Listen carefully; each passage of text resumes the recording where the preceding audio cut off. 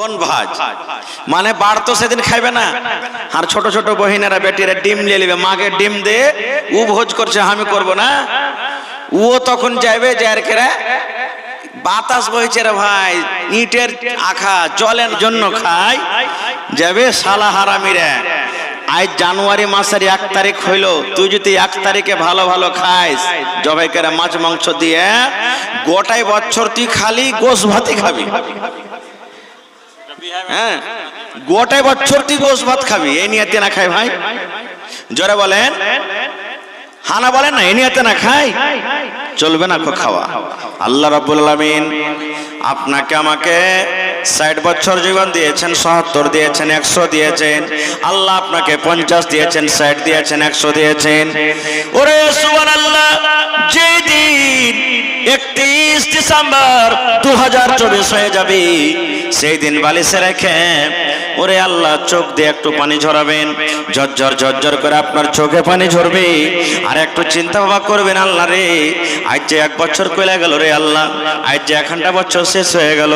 আল্লাহ 1 বছরে কতটি গুনাহ করনো, আল্লাহ কতটি নামাজ ছাড়নো, আল্লাহ কতটি নাজায়েজ গাল দিয়েছি, আল্লাহ কতটুক তেলাওয়াত করতে পেরেছি, আল্লাহ কতটুক ভালো কথা কইতে পেরেছি, আল্লাহ কতটি মানুষকে নারাজ করেছি, আল্লাহ তোমার ইবাদত বান্দেগি করতে পেরেছি কি পারেনি। এ মুসলমান, 1 বছরের আপনি নিজের বায়োডাটাকে নিজের অন্তরে মাথাতে বসিয়েলেন, আর আল্লাহর সামনে রাখেন, আল্লাহ তুমি জীবনের হিসাব ছাড়া দাও। আল্লাহ যদি শুধু এই 2024 সালের 1 বছরকার হিসাব আল্লাহ আমার কাছে চাই, আর যদি আল্লাহ বলেন বান্দারে এই আব্দুল সাত্তার, আব্দুল গাফফার, হালেমা, জায়েদা, খালেদা, সাফিয়া শুন, এই 1 বছরে তুই হিসাবটা আমাকে দিয়ে দে। 1 বছরে তুই কি আমল করলি, কতটুক নেকি করলি, কতটুক দান করলি, কতটুক নামাজ পড়লি, কতটুক ভালো কথা বললি, কতটুক বিবের হক আদায় করলি, ছেলে পেলের কতটুক হক আদায় করলি, এই মাত্র 1 বছরকার তুই হিসাবটা দিয়ে দে, আমি আল্লাহ রাব্বুল আমিন তোমাকে জান্নাত দান করে দেব। পারবো দিতে? পারবো ভাই? কেউ পারবো না, আমিও পারবো না, আপনিও পারবেন না। তো যখন পারবো না, তো আল্লাহর দরবারে কানতে হবে, গিড়গিড়াইতে হবে, খুশি মানাইতে হবে না গো ভাই মুসলমান। তবে এই যে আজকে মাদ্রাসা, এই মাদ্রাসাতে আমরা পড়ালেখা করি, ছেলেরাকে পড়াই, তাহলে আমরা শরীয়ত জানতে পারবো, দিন জানতে পারবো, কোনটা জায়েজ কোনটা না জায়েজ, কোনটা হালাল কোনটা হারাম, কোন কাজটা করতে হবে কোন কাজটা করতে হবে না, আমরা মাদ্রাসাতে পড়ালেখা জানতে পারবো। এটা হলো আমাদের দিনের কিলা, এটা হলো আমাদের এই জায়গাতে দিনের পাওয়ার হাউস, এই জায়গাতে দিনের মিটার চলছে আমাদের।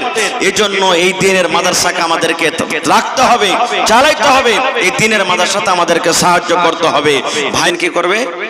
7 দিনকে দিন আকিকা করবে, আকিকা করে চুল কামাইবে, বা না করতে পারলে যার শক্তি নেই, আকিকা করতে পারলে না, মাথার চুল কামাইবে, বাড়ি ঘর খানটাকে সুন্দর করে লেপবে, আর এত বড় খানটা থালতে ভাত দিবে ওকে, এত বড় খানটা থালতে, আর দিয়ে 4-5 রকম তাই তরকারি দিবে ওকে। কেনে দিবে? যে রে ছেলের মা, তুই যদি আজ ভালো করে খাইস তো তোর ছেলেটা সারা জীবন দুধে ভাতে খাইবে, এই নিয়তে খাই। ভাইরে, আল্লাহ তাবারাক ওয়া তাআলা সব থেকে আগে যখন আল্লাহ মানুষকে পয়দা করেনি, আর মানুষকে পয়দা করার আগে আল্লাহ জমিন আর আসমানকে পয়দা করেছে। মানুষ মানে আমাদেরকে, আমাদের বাপ আদম নবীকে পয়দা করার আগে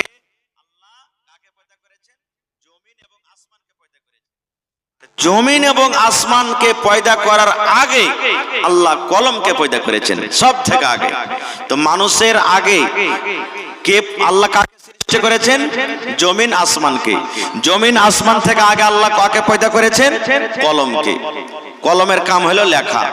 এবার কলমকে আল্লাহ তাআলা পয়দা করার পর আল্লাহ তাবারাক ওয়া তাআলা কলমকে বলছেন, রে কলম, তোমার কাজ হলো লেখা। ও কলম তুমি লেখো, কলম তুমি লেখো, তোমার কাজ হলো লেখা। আল্লাহ বলছেন কলমকে, ও কলম তুমি লেখো, তোমার কাজ হলো লেখা, কলম রে তুমি লেখো। যেমন আল্লাহ রাব্বুল আলামিন কলমকে বললেন, কলম তুমি লেখো। কলমের মুখ ফুটে গেল, বলবেন মাওলানা কলম কেমন করে আল্লাহর সাথে কথা বলবে, কলমের কেমন করে মুখ ফুটে গেল, কলম কেমন করে কথা কইবে যে মৌলানা কলমের মুখ ফুটেছে। আপনারা জানেন বন্ধুরে, আল্লাহর একজন দুনিয়াতে নবী ছিলেন, যেই নবীর নাম হলেন ইব্রাহিম খলিলুল্লাহ। নাম শুনেছেন? বেটাকে কুরবানি করতে গেছিলেন, নাম শুনেছেন না শুনেননি? চলে গেলেন কোথায়? নিজের কম বাদশাহ, ওই জামানার বাদশাহ ছিল বাদশাহ নমরুদ, আদেশ জারি করে দিল ইব্রাহিমকে ধরে তোমরা আগুনে জ্বালিয়ে দাও রে, পুড়িয়ে দাও। কারণ ইব্রাহিম আমাদের ধর্মের ব্যাপারে উল্টা পাল্টা কথা বলে, আমাদের ধর্মের কথা বলে, আমাদের বাপ দাদারাকে গালি দেয়, আমাদেরকে বলে তোরা পথভ্রষ্ট গোমরাতে আছিস, তোরাকে এগুলার পূজা করতে হবে না। এই জন্য ইব্রাহিমকে ধরে রে তোরা আগুনে জ্বালিয়ে দে, পুড়িয়ে দে। আমি ঘটনার দিকে যাব না, কারণ ইব্রাহিম নবী সমস্ত মূর্তিগুলাকে তাদের ভেঙে দিয়েছিলেন।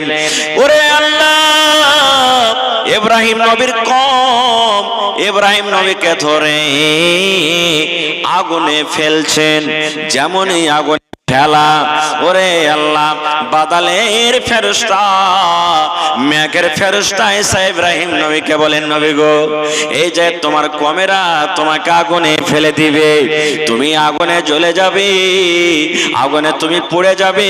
কত দাও দাও দাও দাও করে আগুন জ্বলছে, আগুনের পাঞ্জরে সাটা যায় না। ও ইব্রাহিম নবী, তুমি একটু যদি আদেশ করো, একটু যদি অর্ডার করে দাও, তাইলে একই এমন ভাবে আমি পানি বর্ষাবো, এমন ভাবে আগুনের উপরে মেঘ দিব, সমস্ত আগুনকে আমি নিমিয়ে দিব, নিমিয়ে দিব। কিন্তু বন্ধুরে আমার, হযরত ইব্রাহিম নবী কি বললেন? আরে আল্লাহর ফেরেশতা, যে আল্লাহ রাব্বুল আমিন তোমাকে জন্ম দিয়েছে, সে আল্লাহ আমাকে জন্ম দিয়েছেন। আগুনের মালিক হলেন আল্লাহ, আমার মালিক আল্লাহ, আগুনের রব আল্লাহ, আমার রব আল্লাহ, তোমার রব আল্লাহ। এই ফেরেশতা, যদি তুমি মেঘ বর্ষে আমার আগুনকে যদি নিভাইতে পারো, আমার জান বাজাতে পারো, তবে যে তোমার রব, যেই তোমার আল্লাহ, সেই আল্লাহ কেন আমাকে ডাইরেক্ট বাজাতে পারবেন না? না না, তোমার আমার সাহায্যের দরকার নাই, তোমার আমার দরকার নাই রে। এই জন্য রে ফেরেশতা, আমার আল্লাহ রব্বুল আমিন আমাকে ডাইরেক্ট দেখছেন, আমার আল্লাহ আমার জীবন বাঁচাবেন। যেমন এই কথাটা বলা, ওরে সুবহানাল্লাহ, আল্লাহ রাব্বুল আমিন আরশ থেকে ডাক দিচ্ছেন আগুনকে, ইয়া নার, এরে আগুন, কুনি বারাদাও ওয়া সালামান আলা ইব্রাহিম। এই আগুন রে, আমার ইব্রাহিমকে তোর ভিতরে ঢোকাচ্ছে তার কমেরা। রে আগুন শোন, আমি আল্লাহ রাব্বুল আমিন তোকে পয়দা করেছি রে আগুন, তোর কাম হলো জ্বালিয়ে দেওয়া, তোর কাম হলো পুড়িয়ে দেওয়া। যে তোর ভিতরে যাবে তুই তাকে জ্বালিয়ে দেবে, পুড়িয়ে দেবে। এই আগুন শুন, আমার ইব্রাহিমই জানো তোর ভিতরে যখন যাবে, তার গাটা পোড়া দূরের কথা, তার শরীরটা পোড়া দূরের কথা, তার পা হাত পোড়া দূরের কথা। এই আগুন শুন, এমন ভাবে আমার ইব্রাহিমের উপরে তুই সালামতি হয়ে যা, এমন ভাবে সালামতি হয়ে যা, আগুন রে আমার ইব্রাহিম নবীর শরীরের একটা রোঁয়া পর্যন্ত না জ্বলে। নারে তাকবীর। ইব্রাহিম নবী পুড়েছিলেন, জোরে বলেন পুড়েছিলেন কি? একটু জোরে বলেন পুড়েছিলেন। তাহলে আল্লাহ তাআলা আগুনকে ডাক দিলেন, আগুন তুই ঠান্ডা হয়ে যা। তা আগুন কার কথা মানলে? জোরে বলেন, জোরে বলেন না জি ভাই। আগুনের কান দেখতে পেয়েছি আমরা, কান আছে আগুনের, আগুনের চোখ আছে, হাত পা আছে, দেখেছি? দেখেনি। তাহলে কেমন করে শুনলে? আল্লাহ তাআলা যেমনি ভাবে শুনলেন তেমনি ভাবে শুনলে। আল্লাহর কাছে কোন জিনিসের কমি আছে? জোরে বলেন কমি আছে? আল্লাহর কাছে কমি নেই। আর একটা বুখারী শরীফের হাদিস, এবার সাহাবায়ে কেরাম নিজে বয়ান করছেন। আল্লাহুস সামাদ, ইমাম সাহেব জুম্মার দিনে যেই জিনিসটাতে দাঁড় হয়ে খুতবা দেন ওকে আমরা কি বলি? জোরে বলেন, মিম্বার বলি আমরা। আল্লাহর নবী খাজুরের গাছের একটা পুরাতন মিম্বার, চাকচিকন মিম্বার তখন হয়নি, খাজুরের একটা গোড়া জড়, ওর উপরে খাড়ো হয়ে খুতবা দিতেন। একজন মহিলা এসে বলছেন, ইয়া রাসূলুল্লাহ, আপনার জন্য একটা ভালো মিম্বার করে দেব। বলছে নিয়ে এসো। নবীর জন্য মিম্বার নতুন করা হলো, পুরাতন মিম্বারটাকে সাইডে হটিয়ে দিলেন। বুখারী শরীফের হাদিস। আর নতুন মিম্বার পরে চড়ে নবীজি খুতবা শুরু করেছেন। যেমন আপনারা একবারে পেন্ডাল খাচাখাচ ভরে আছেন, সাহাবায়ে কেরাম নামাজ পড়তে গেছেন জুম্মার, সাহাবায়ে কেরাম মসজিদে বসে আছেন, নবী খুতবা চালু করেছেন। হঠাৎ করে রে মসজিদের ভেতরে আওয়াজ কেন ঘটিয়ে দিলেন না? যে একটু আওয়াজ বাড়িয়ে দেন, আওয়াজ ঘটায়েন না খুব। হ্যাঁ, লাগাতার জালসা আছে একবারে। এবার নবীজি খুতবা শুরু করে দিলেন। হঠাৎ করে রে মসজিদের ভিতরে যেমন বাচ্চা কান্না করে, ছেলেরা যেমন কান্না করে, ওই কান্নার মতন আওয়াজ নবীজির কানে এলো। কে কাঁদছে মসজিদের ভিতরে? নবীজি বললেন, সাহাবীরে কে তোমরা কাঁদছো? কার ছেলে কাঁদছে মসজিদের ভিতরে দেখো তো। সাহাবায়ে কেরাম বলছেন, ইয়া রাসূলুল্লাহ, আমাদের মধ্যে তো কেউ কান্দে না, কেউ বাচ্চাও দেখতে পাওয়া যায় না। এই করে করে ওরে সুবহানাল্লাহ, ওই পুরাতন মিম্বার, যে মিম্বার নবীজি পুরাতন বলে তাকে সাইডে হটিয়ে দিয়েছেন, যে পুরাতন মিম্বারের উপরে নবীজি আগে দাঁড় হয়ে হয়ে খুতবা দিতেন, ওই পুরাতন মিম্বারের ভেতর থেকে আওয়াজ আসছে, ওই কাঠ খানটা কাঁদছে, ওই পুরাতন জড়ের ভেতর থেকে আওয়াজ আসছে। আমার নবী নেমে গেলেন খুতবা থেকে, মিম্বার থেকে নেমে গেলেন। নেমে যাওয়ার পর এক পা দু পা করে হেঁটে পাঞ্জরে গেলেন। যাওয়ার পর যেমন আমাদের বাচ্চারা, আমার ছেলেরা যখন কান্দে দেখবেন, ছেলেরা এরকম ভাবে হাত দিবেন, বোলাবেন, মাথাতে হাত দিবেন, গতর খান লাড়বেন, চুপে যা প্রে বেট, চুপে যা, চুপে যা রে বেটি, চুপে যা, কান্দিস না। দেখবেন যত ছেলেটাকে চুপতে বলবেন, যত আপনি তাকে আদর করবেন, যত তাকে আপনি সহগ করবেন, আরো হেঁকচি তুলে তুলে ছেলেটা কাঁদবে। কাঁদবে না? যত আদর করবেন, চুপ চুপ চুপ, ওর ভিতর ফেটে আরো কান্দন বাড়াইবে। আল্লাহর নবী ঠিক যেমনই পুরাতন গাছ, পুরাতন মেম্বারকে বললেন, এই তুমি চুপো চুপো, তুমি চুপো। ওরে সুবহানাল্লাহ, ওই পুরাতন মেম্বার এমন জোর করে হেঁচে তুলে তুলে তার ভেতর থেকে কান্নার আওয়াজ এলো। সে নিজের মন খানা থামতে পারে না, জোর জোর করে বাচ্চার মতন কাঁদতে শুরু করেছে। দয়ার নবী বললেন, ও লোকড়ি রে, ও পুরাতন মেম্বার, তুমি কান্দো কেন? কান্দর কারণটা কি? কেন তুমি কান্দো? এইবারে পুরাতন মিম্বারের মুখ ফুটে গেল। বললেন, ইয়া রাসূলুল্লাহ, আল্লাহর নবী গো, এই জন্য কান্দি নবী গো, আপনি এতদিন আমার উপরে দাঁড় হয়ে খুতবা দিলেন গো নবীজি। আমি এতদিন আপনি আমার উপরে দাঁড় হয়ে খুতবা দিলেন, আমার উপরে আপনি নিজের পা মোবারক রাখলেন, আপনার কথাগুলি আমি পাঞ্জরে হয়ে শুনলাম। এখন আপনি আমাকে পুরাতন মিম্বার, পুরাতন তখতা, পুরানা কাঠ বলে আপনি দূরে সরিয়ে দিলেন। আপনার কথাগুলি এখন আমি পাঞ্জরে হয়ে আর শুনতে পাবো না, আপনার কথাগুলি আমাকে দূর হয়ে শুনতে হবে।